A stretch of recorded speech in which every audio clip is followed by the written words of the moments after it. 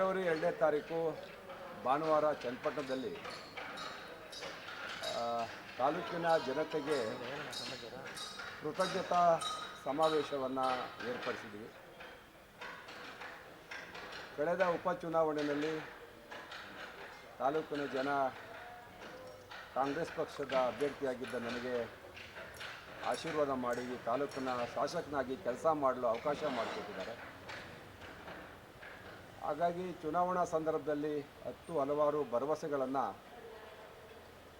ಸರ್ಕಾರದ ವತಿಯಿಂದ, ಪಕ್ಷದ ವತಿಯಿಂದ, ನಮ್ಮ ಪಕ್ಷದ ವರಿಷ್ಠರು, ಮಾನ್ಯ ಮುಖ್ಯಮಂತ್ರಿಗಳು, ಉಪಮುಖ್ಯಮಂತ್ರಿಗಳು, ಸರ್ಕಾರದ ಸಚಿವರು ಸಾಕಷ್ಟು ಭರವಸೆಯ ಮಾತುಗಳನ್ನು ಆಡಿದರು. ಚುನಾವಣೆ ನಂತರ ಜನಗಳಿಗೆ ಅಭಿನಂದನೆ ಸಲ್ಲಿಸಬೇಕು ಅಂತೇಳಿ ತಾಲೂಕಿನ ಕಾಂಗ್ರೆಸ್ ಪಕ್ಷದ ಘಟಕ, ಜಿಲ್ಲಾ ಘಟಕ ನಾವೆಲ್ಲ ಕುಂತು ಮಾತಾಡಿ ಕಾರ್ಯಕ್ರಮವನ್ನು ಏರ್ಪಾಡು ಮಾಡಿದ್ದೀವಿ. ತಾಲೂಕಿನಾದ್ಯಂತ ಸುಮಾರು 50,000ಕ್ಕಿಂತ ಹೆಚ್ಚಿಗೆ ಜನಸಾಮಾನ್ಯರು, ನಾಗರಿಕರು ಸೇರ್ತಾರೆ ಅನ್ನೋ ಒಂದು ಆತ್ಮವಿಶ್ವಾಸ ನಮ್ಮದು. ಆ ಪೂರ್ವ ಸಿದ್ಧತೆಯಾಗಿ ಇವತ್ತು ಮಾಧ್ಯಮದ ಮುಖಾಂತರ ಈ ವಿಚಾರವನ್ನು ತಾಲೂಕಿನ, ಜಿಲ್ಲೆಯ ಜನತೆಗೆ ತಿಳಿಸಲಿಕ್ಕೆ ನಿಮ್ಮನ್ನು ಕರೆದಿದ್ದೀವಿ.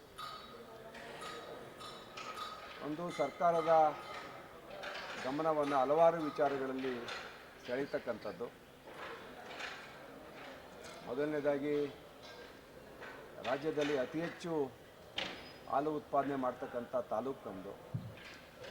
ಇವತ್ತು ಹೈನುಗಾರಿಕೆಯಲ್ಲಿ ನಮ್ಮ ಜನ ಭಾಳಷ್ಟು ನೊಂದೋಗಿದ್ದಾರೆ.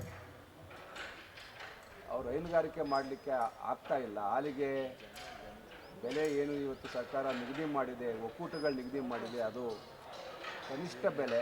ಅದರಿಂದ ರೈತರಿಗೆ ಆದಾಯ ಬರ್ತಾ ಇಲ್ಲ. ಇಡೀ ದೇಶದಲ್ಲಿ ಅತಿ ಕಡಿಮೆ ರೇಟ್ ಫಿಕ್ಸ್ ಮಾಡಿದ್ದು ಹಾಲಿಗೆ ಕರ್ನಾಟಕದಲ್ಲಿ ಮಾತ್ರ.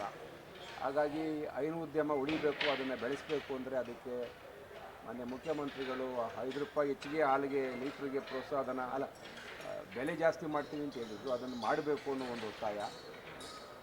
ತಾಲೂಕಿನಲ್ಲಿ ಉಳಿದಿರ್ತಕ್ಕಂಥ ನೀರಾವರಿ ಯೋಜನೆಗಳಿಗೆ ಹೆಚ್ಚು ಒತ್ತು ಕೊಡಬೇಕು. ಚನ್ನಪಟ್ಟಣದಲ್ಲಿ UGDಗೆ ಹಣ ಬಿಡುಗಡೆ ಮಾಡಬೇಕು. ಸಾಕಷ್ಟು ಅಭಿವೃದ್ಧಿ ಆಗಬೇಕು.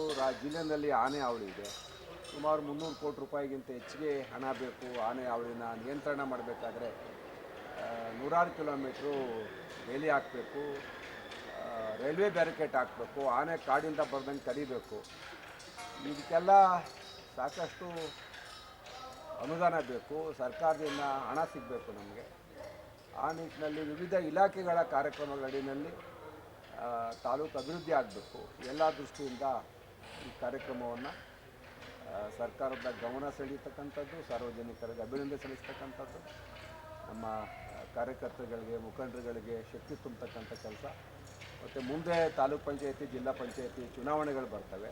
ಆ ನಿಟ್ಟಿನಲ್ಲಿ ಪಕ್ಷ ಸಂಘಟನೆ ಇದೆಲ್ಲ ಮನಸ್ಸಲ್ಲಿ ಇಟ್ಕೊಂಡು ಈ ಕಾರ್ಯಕ್ರಮವನ್ನು ಆಯೋಜನೆ ಮಾಡಿದ್ದೀವಿ.